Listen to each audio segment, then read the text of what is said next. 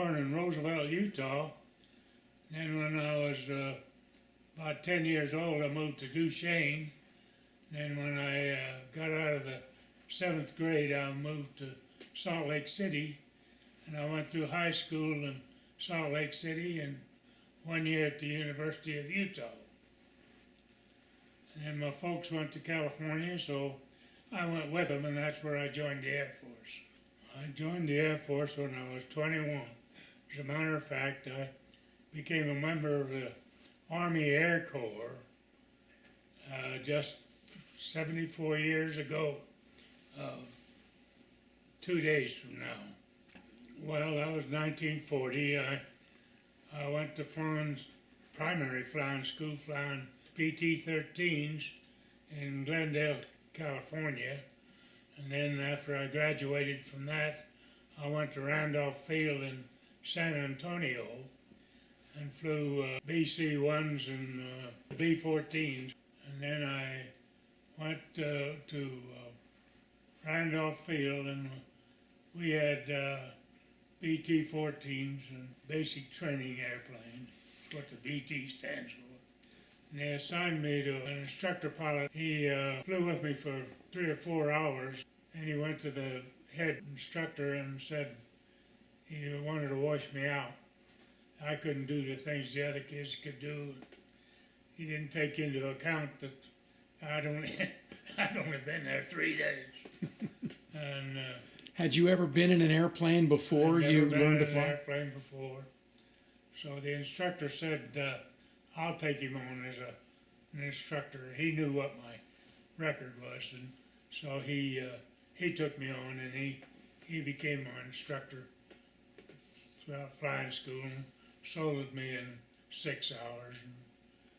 And I really thought I wanted to go into multi-engine, and when they were grilling me right at the end of the course, why I told him that, and he said, "No, you're a fighter pilot."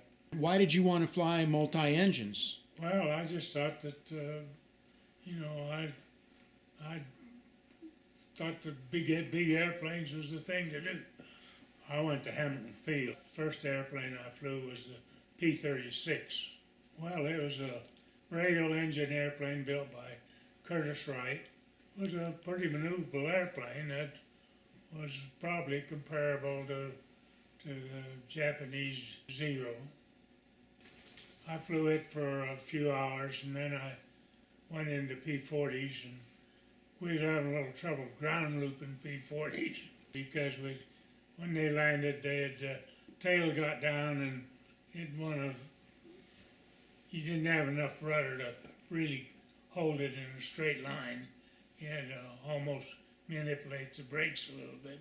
Mm-hmm. And as a matter of fact, I almost ground looped one. I got the wing down where the wing hit the ground, but I straightened it out before I went around. As a matter of fact, they almost washed me out. Saxon was the name of that first instructor, and Saxon took me out and cut the engine and said, "Okay, you got a dead engine, land it." And the first thing I knew was pick up which way the wind was, and I could see some clothes hanging on the line, knowing how the wind would blow. So I headed into the wind, except there's a hill there, and that disturbed him. And I think that's when he went and told my instructor, the main instructor, that he didn't think I was going to make it. They were going to send 3 dozen P-36s over to Hawaii, and so I volunteered to go with that group. We flew down to San Diego and loaded our P-36s, 36 of them, on the USS Enterprise.